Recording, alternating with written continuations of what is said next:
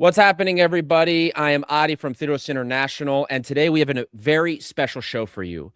This is the first roundtable that has been done by all parties, we'll say representatives of all parties in the Marinakis football group as far as the fans' perspective goes.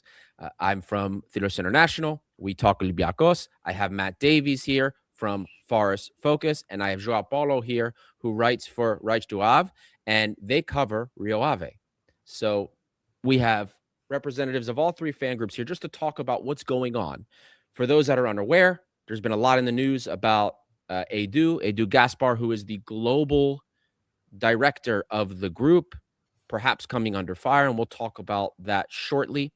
But before we do, I wanted to introduce everybody that's here and that's speaking today. So first, we have Matt here. Matt, tell everybody a little bit for those that don't know who you are. Obviously, you're followers, and some of ours have seen you before, but tell everybody who you are and tell them about your project at Forest Focus. Thanks for having me back on. It was good coming on last time. Forest Focus, we cover Forest with daily YouTube and audio podcasts. So we discuss matches, match previews, transfer stuff, and try and delve in as deep as we can, including the Edu stuff, which we're going to discuss today. So looking forward to it. Thank you for having me. João, tell everybody about your project that covers Rio Ave. Hello, everybody. We are a group of three supporters from Rio Ave. We are still in the blog era because we don't have so many fans, so many supporters here.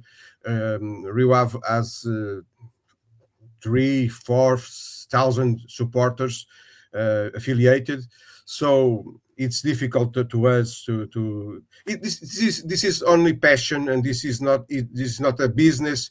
You make all this in our spare time, so we like this. We have no agenda. We love Rio Ave, and we write about everything, the good news, and unfortunately about also the bad news. And that's in the end what we're all here for. I'm a journalist. I'm a journalist, but I'm a Portuguese journalist. But I don't, as a journalist, I don't write about football or sports. So there is no problem of ethics or other kind of problem. Of course, we all do this because we love our clubs. We just want to cover them, and we want what's the best. That's always been the case. If we criticize, it's constructive because we want to find what's best for our club, and we want to talk about it. That's it. Of course. Now, let's get started by talking about the situations for the club. So that way everybody, because we're going to have people that don't know about Rio Ave, we're going to have some that don't know about Forest, and of course some that maybe won't know about Olympiacos. So we'll start by quickly talking about the positions of each club currently. Olympiacos right now are, as they begin the second half of the season, are in second place in the Greek League. We are 2 matches out of Champions League. We can still make our UCL knockouts. The season has been a mixed bag for our supporters. Some are disappointed, some are and everyone's hoping for a better half of the season.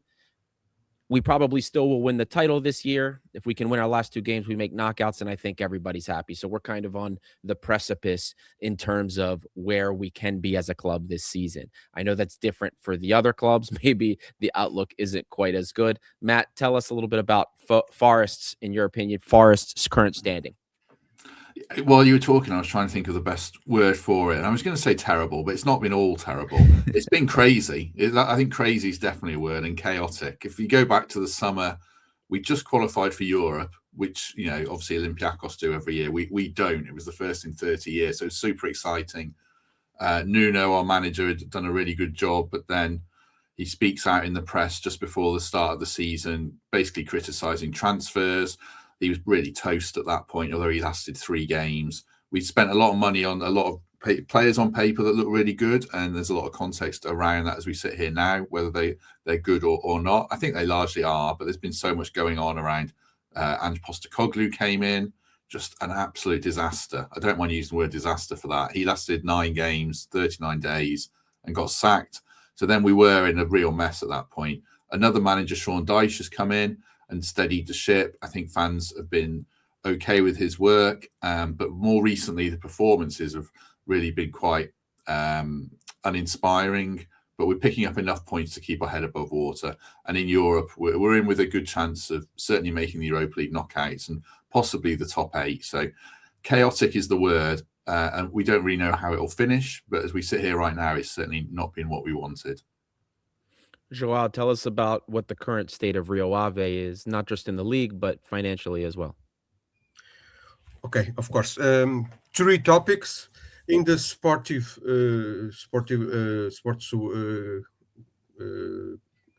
behavior. We are not in a very good position. You are always in the second half of the classification, so it's not a very good classification that Rio Ave has all that season. The team doesn't play a very good football. It's an ugly football. Sometimes wins 3 or 4, but is almost drawing all the games. The supporters are. This is the second topic. Supporters are a little bit disappointed because first the team does not give a joy to in when we are going to see the games, and we don't know I don't know if you experienced that like that, but we don't know the names of the players. It's very funny to listen my fellow at the right or at who is this guy? Who is this guy? Papa what? Papa Canelos. Pullman is Panzu. Is very confusing. Is United Nations, and in the financial item, is the more surprising one because Rio Ave club it was sold to Marinakis group because there is a lot of debts. The club is almost in bankruptcy, so we sold the club to the Marinakis group, but now we see almost every day lawsuits, people claiming in the courts his debts. So we are very confused. Why this happened? Because there is so much money in the group, and why then didn't they pay the accounts? I know it's very incredible. To finish this intervention, nobody is tell us. Nobody tells us what is happening. The company in Portugal we call SAD, SAD, but this is a public limited sports company. Is the legal figure in Portugal. Nobody pays attention to the supporters. We don't know nothing. Why this happened is a mystery to us. Yes, and for those that are unaware, Olympiacos' youth league winning coach, Sotiris Silaidopoulos, is the current head coach of Rio Ave. Olympiacos has sent multiple players over to Rio Ave. Some of them were youth league winners as well, like Theophanis Bakoulas is there. They have one of our, he was one of our younger center backs. Papa Canelos is there as well. Andreas Doi came from us as well. You have Athanasio, the left back, and Marios Vrusai, who's been a captain for you guys. Yes, he's one of the 3 best players we have. Vrusai, so it's fantastic. Yes, and then I believe you have a goalkeeper from us as well. Not now because he returned to Greece. Oh, that's right. Sina. He was the goalkeeper in the youth league, but now he's not in Rio Ave. That's right. So now that everybody kind of knows where the clubs stand, let's talk a little bit about what your expectations were when the group formed. So for Matt and I, when the group formed, but then for João, when he first heard, and then when Marinakis first bought the club. I know on the Olympiacos side of things, what we expected, especially when Marinakis bought Forest, was that a lot of us were expecting, okay, maybe we will leverage resources together, scouting resources, everything to make the whole group better. That's what the Red Bull group does. That's what right now what Chelsea's group does. That's what City group does. They leverage resources to help find players, and there's a pipeline of movement. So we hoped there would be a pipeline. And then when Rio Ave was purchased, we thought, great, maybe we there's an outlet from Brazil. It goes into Portugal. Then, of course, there's Olympiacos, who's usually in Europe or the Champions League, and then Forest over there with the Premier League. But while at times maybe it got that way, what we saw originally with Forest was first, Olympiacos sent its junk to Forest. Then, in most cases, Forest sent its junk back to Olympiacos when they got in the Premier League. And I think outside of really the best thing we got from Forest so far is Julian Biancon. Biancon he's become a club legend. He's super passionate. We love him. Even if he's not a starting center back for us, he's a locker room legend for us. So passionate. And when he does play, he gives everything. But aside from that, almost everything else we've gotten from Forest has not been so good.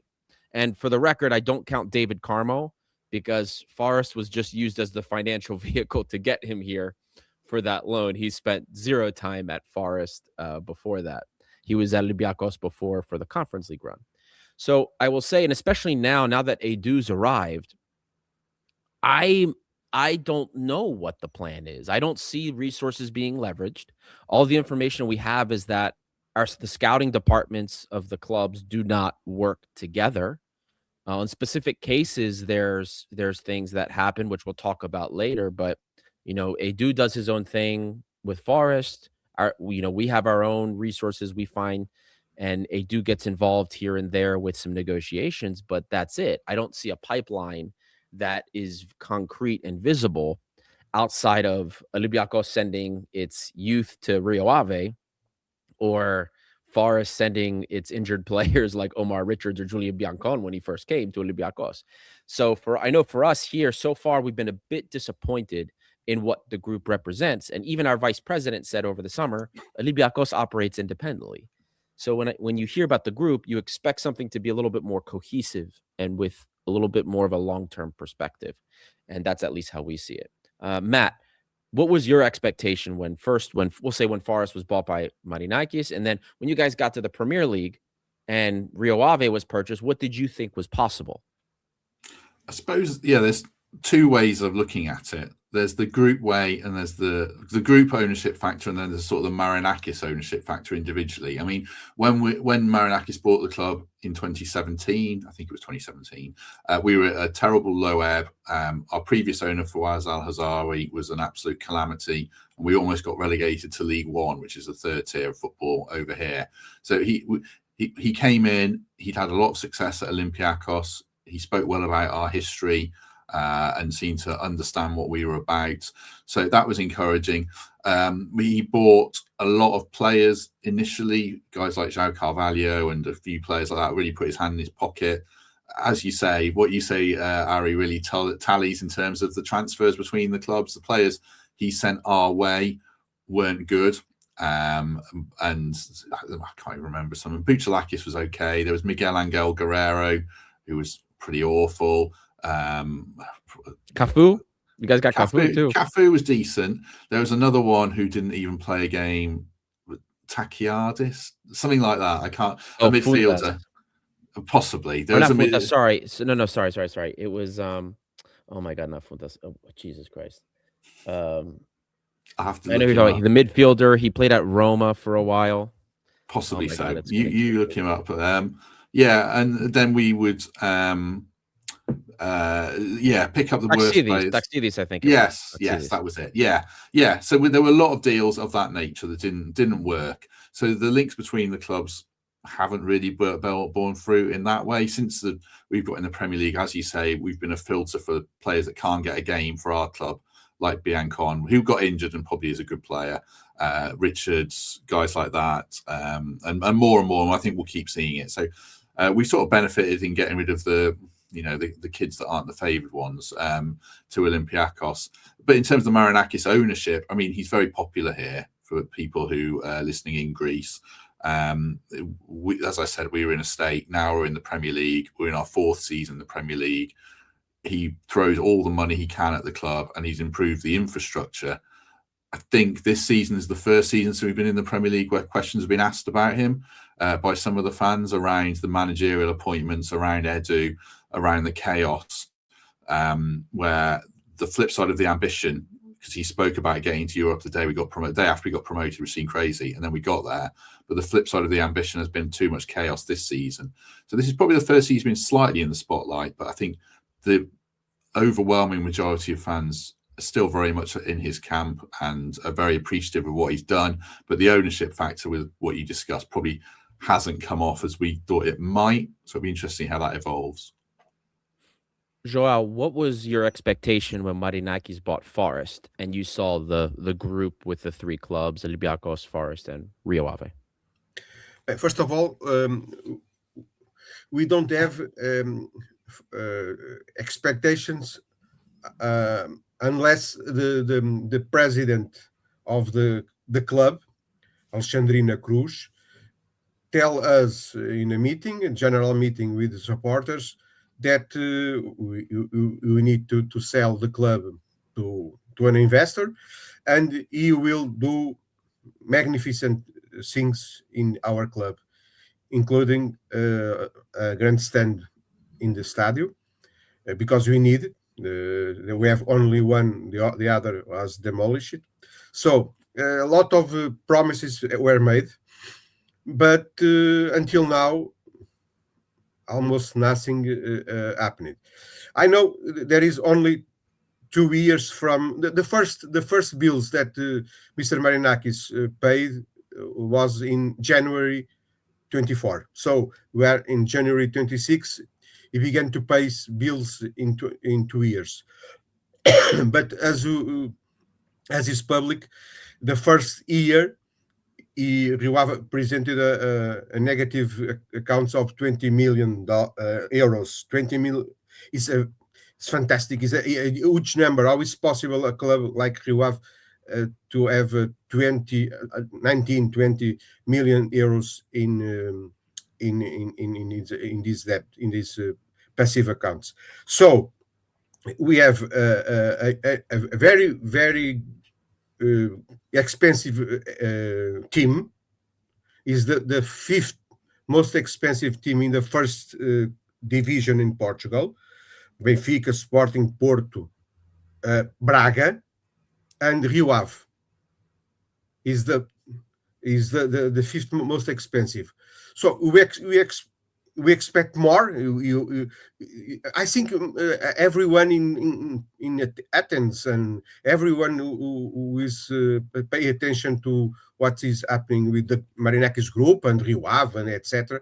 Is expecting more. But we have a problem. I don't know if you can develop the question after that. But here now we don't know who is in charge.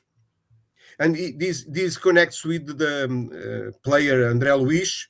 Is a very fantastic player, left winger that Benfica and maybe Olympiacos wants to buy. But at this moment, we don't know who is in charge, because at least Mr. Marinakis wake up and pick up the phone and he decides. But as far as we know, is Lina Suluku in England, or I don't know, in Nottingham or London, or I don't know where she is, who is in charge. So in Vila do Conde, in Portugal, in Vila do Conde is our city, nobody is in charge. Okay, all the decisions are made between. But all the decisions fly between England and Greece. Here nothing happens. So this player André Luiz, Benfica wants him. The last news told us that Benfica is available to pay 12 millions for him. He costed 1.5 million to the last game. So it was a fantastic scouting discovery, but maybe Olympiacos wants him. He's a very, very good player, but I don't know who is in charge. And Rio Ave needs to make money because, as I said, it has almost 20 millions in debts of the red accounts last season. So money must appear. I don't know from where, but I think Marinakis is not an open box when we can pick up money. It's not possible from always. So someone has to take the command and take decisions because we don't know really. We don't know who is in charge. So I'm going to touch on the Andre Luiz situation. And funny enough, the kind of the communication aspect that you have discussed is something that I know even on the Forest side of things that a lot of us kind of we all share frustration over because the communication aspect from all of our clubs has not been. We always wish it could be a little bit more open, that we could see more into decision making. You know, my French co-host Martial brought up how the sporting director of Marseille, he's in the news almost every week talking about decisions that are made, things going on, a plan. And for us, you know, we see our sporting director. Right. This is a dream, Ari. Right. But our sporting director, who, you know, Darko Kovacevic, you only see him when he does interviews in Serbia. I don't think he speaks Greek. He speaks Spanish and he speaks Serbian, but so that's the only times those are the only times that you see him. So in that aspect, there's a little bit of frustration from the communication side of things. Now, as far as Marinakis goes, Matt brought up that most Forest fans still love him. And of course, on the Olympiacos side of things, I will tell you that despite our frustrations, we would say the same. After our Super Cup win this past weekend, Marinakis officially became the most successful Greek football owner in history. He now has 19 trophies as Olympiacos' owner. That's the most in history. The previous owner of Olympiacos, Kokalis, who was the most successful before him, had 18, and then the previous Panathinaikos owner, Varnogiannis, had 18 as well. So Marinakis has surpassed all of them. And that he demands that type of success, and he has that type of ambition, which on the flip side, it's a double-edged sword, as Matt brought up, can lead to some more chaotic moments. Now, the chaotic moment that we are experiencing currently is with respect to Edu. The good side is the ambitious side of Marinakis, as fast as chaos can appear, it can also disappear, because he will change things quickly. And I think we've seen both at Forest and at Olympiacos. He can make moves that will make some turmoil, but then he can make moves very quickly that rights the ship. It happened for Olympiacos for our Conference League win. What was heading to be a disaster season, all it was a one winter window changed the course of our history. We went from having a disaster season to getting Mendilibar, getting 3-4 great players in the window, and then we go and win the Conference League, win the double, and now we're headed for another title win. So the next thing I want to talk about with respect to what's going on in the group is Edu Gaspar. So we know the situations, how things look, what we expected for as each club from what is going on. Edu was appointed as the global head in order to, I guess, create some unity, what's the word I'm looking for? Something more of a symbiotic relationship between the three clubs. But to this point, I don't know if I see it. What I do see a lot of from Edu is a lot of work with his agent, Kia, and I see a lot with Bertolucci. With Forest, it's much bigger, at least, than with Olympiacos. You guys signed pretty much all players that are linked to Kia and Bertolucci. You had multiple players from Botafogo leveraging the Textor relationship. And with Rio Ave, of course, you got a lot more from us. And I want to talk a little bit more about what you see from Edu, whether it's impacted the club or not. Matt, go ahead. I already kind of gave you where from the beginning of the show. Edu hasn't really done anything for us directly except get into some negotiations here and there. But what has Edu done, in your opinion, for Forest? I think it's tough to know exactly what he's done. He's come in there's been a lot of change. Like you say, the players we've signed, you can say he's got real influence over, are Amari Hutchinson, connected to Kia Jarabchin in his agency. Amari Hutchinson was our record signing for like £37 million, a huge amount of money for us. He's probably been the biggest success of them. He started very slowly. This goes into Nuno's departure as well. Nuno didn't want Hutchinson. I think it's fair to say he wanted Adama Traore as a definitive second choice winger behind Anthony Elanga, who was eventually sold to Newcastle for 55 million. And then Nuno also wanted a player called Victor Christiansen from Leicester City as a definite backup left back. I think Nuno likes a clear first 11 and a smaller squad. I think Edu and the board wanted more quality, more depth for Europe, but we left it very late and we ended up with Alexander Zinchenko from his former club Arsenal. And I think Edu was the driving force behind that. Zinchenko has been a really awful signing. Like, he's come in, he's had injuries.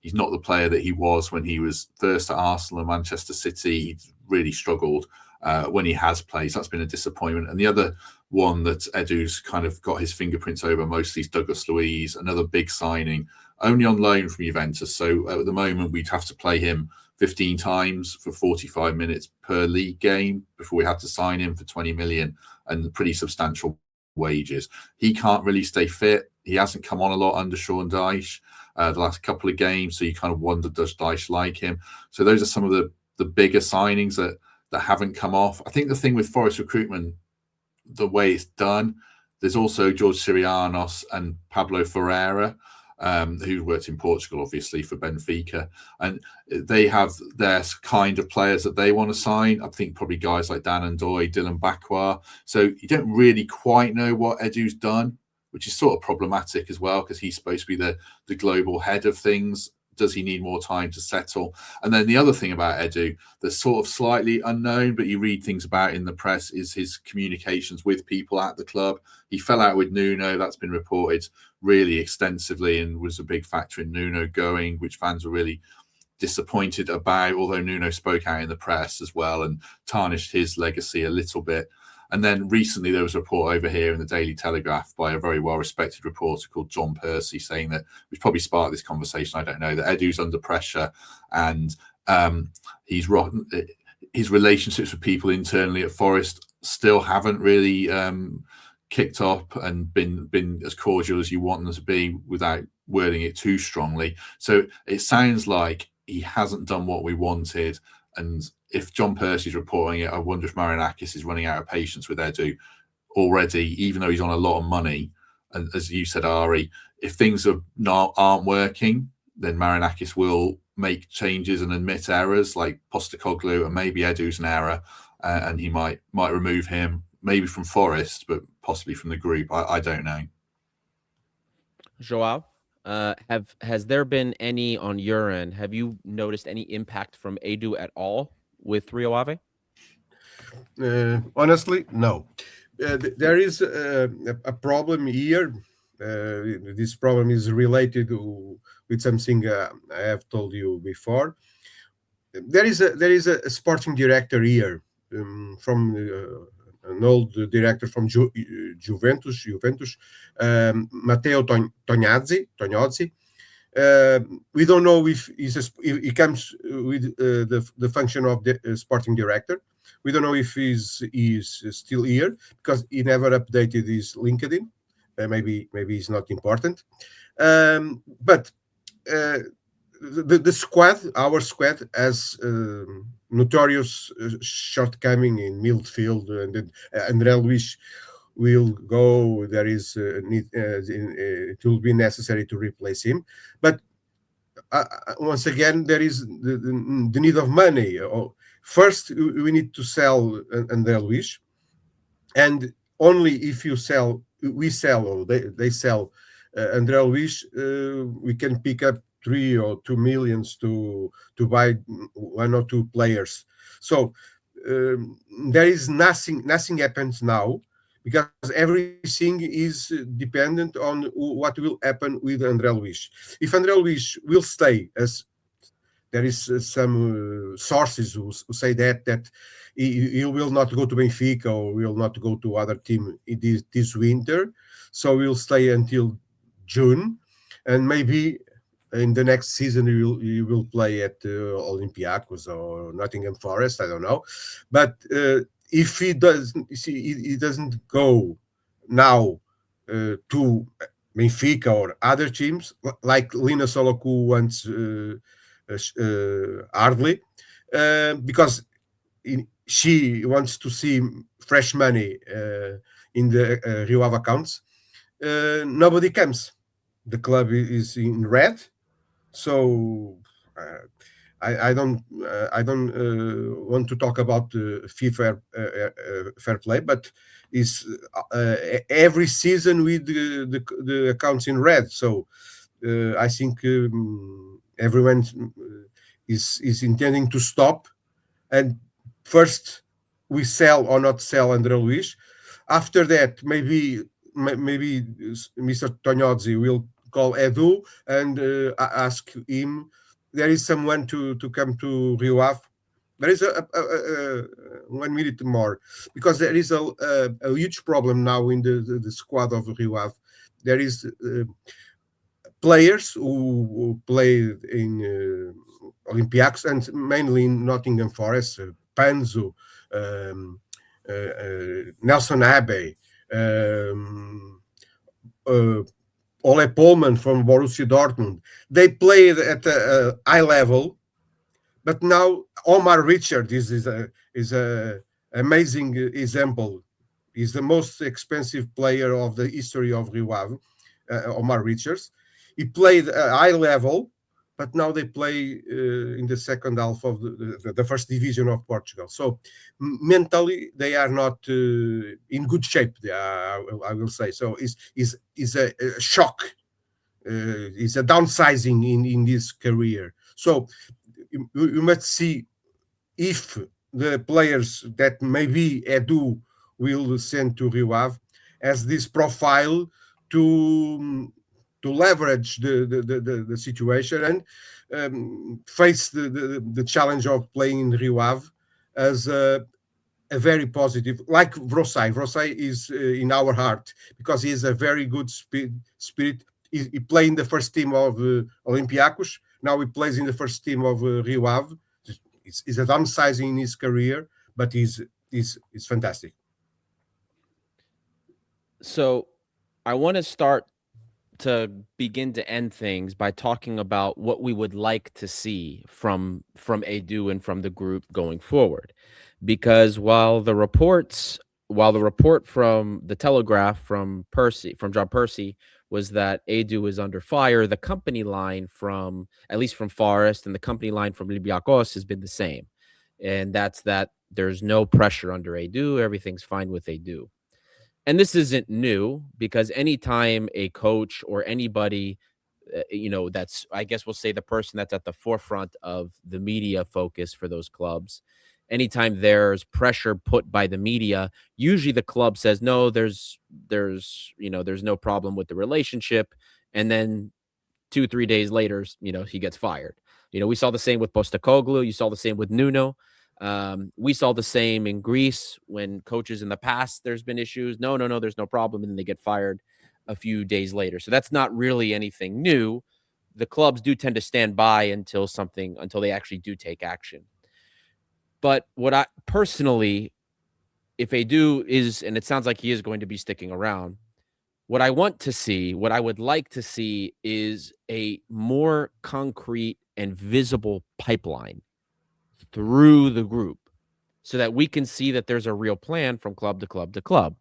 Because right now, João's talked a lot about André Luiz, a player that's linked for 8 figures to Benfica. I believe Marseille came up as well.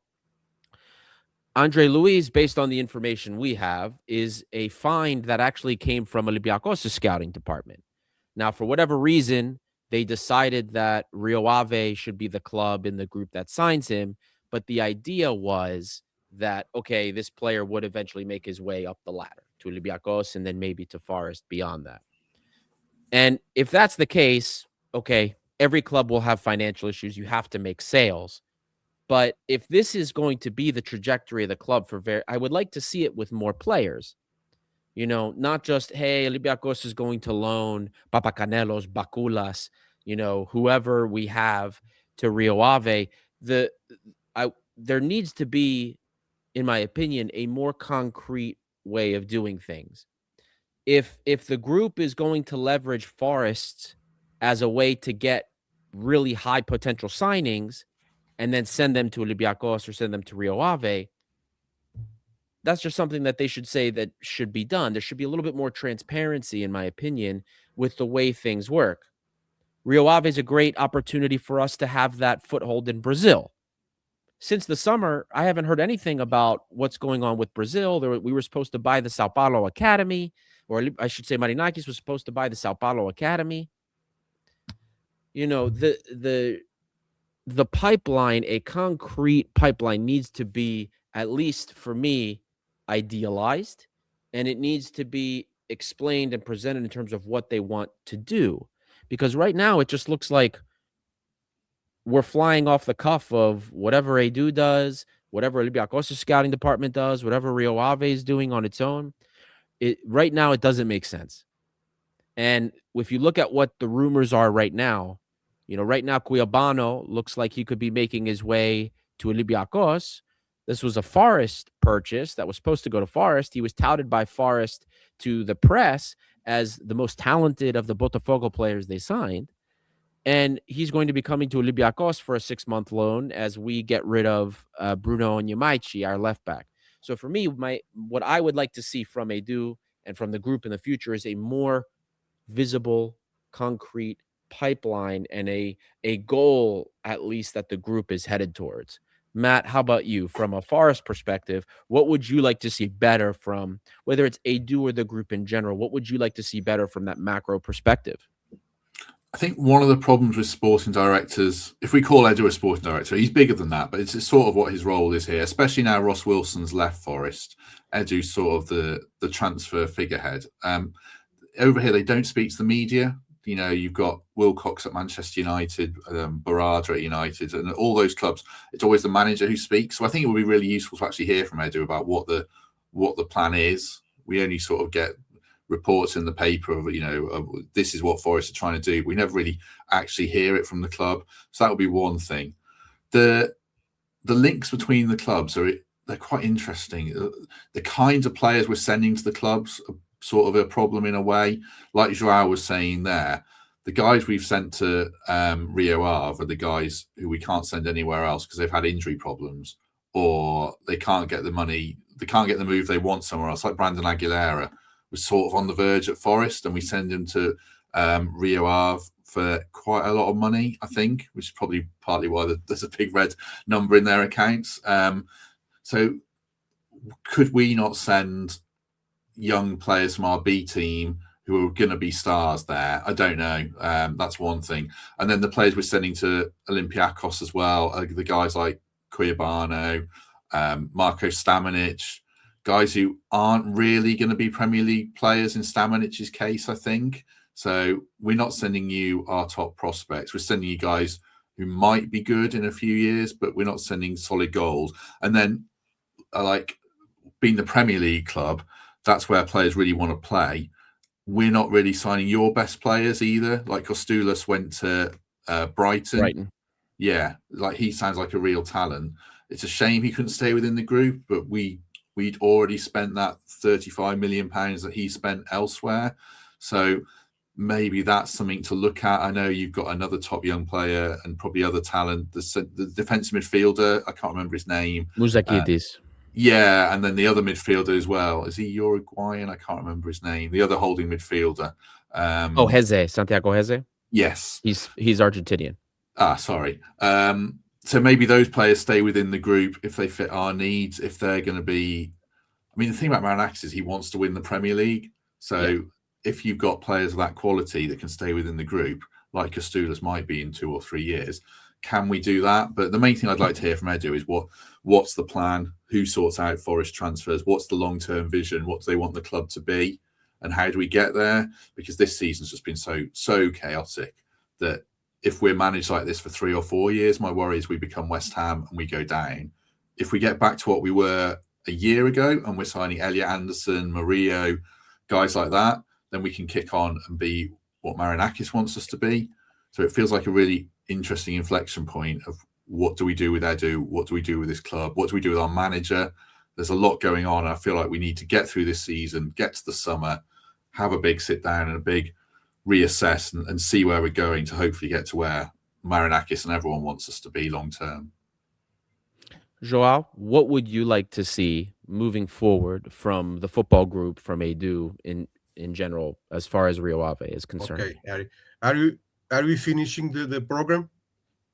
So allow me, as a very old person and a journalist, experienced journalist, to make a summary and the headline of the program. I think this summary is common to all the three. There is no strategy. A multi-club must have a strategy, path. We know where is the north, where is the south, what you want to do, what we don't have to do. So we need a clear strategy. And Marinakis group, let me tell you this way, has not defined a strategy. Without a strategy, a clear is a strategy, but a strategy. In a year, we are doing the same program with maybe the same issues. We change some names, but in a year or in 2 years, we are repeating this program. Is the challenge to you, Harry?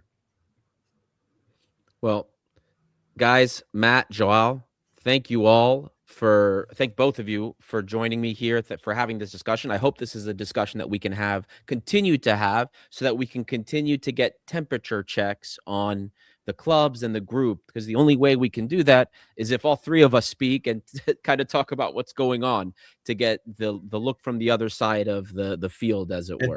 At this moment, we are the group. Exactly.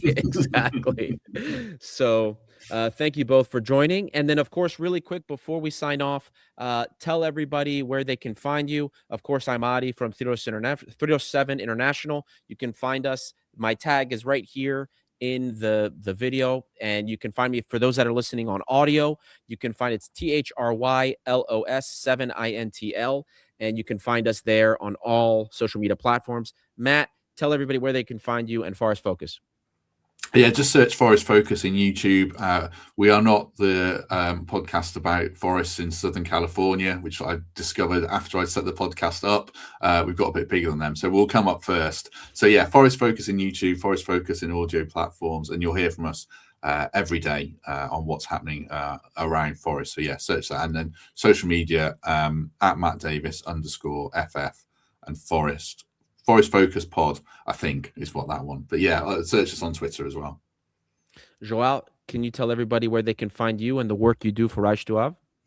Yes, we are Reis do Ave. Reis. I'm sorry. Reis do Ave. It means kings of the Ave is the river, or the river that passes here. Our river. We are the kings of the river. Reis. I like that. Reis do Ave, blogspot.com. We are in the Facebook, the very old Facebook, and nothing else, because we are a very conservative ones. Well, check it out, guys. It was a pleasure. Yeah, check out Reis do Ave, because he's got great stuff on there. He goes very in depth about not just the lawsuits, but the decision making in the club, everything. You have a lot of news in first hand. It's incredible stuff. So again, thank you both. I'm Adi. This is Theodore 7 International. We've got Forest Focus, and of course we've got Rio Ave, and we'll be back hopefully to speak about the group again in the future. Thank you everybody for listening, and have a wonderful rest of your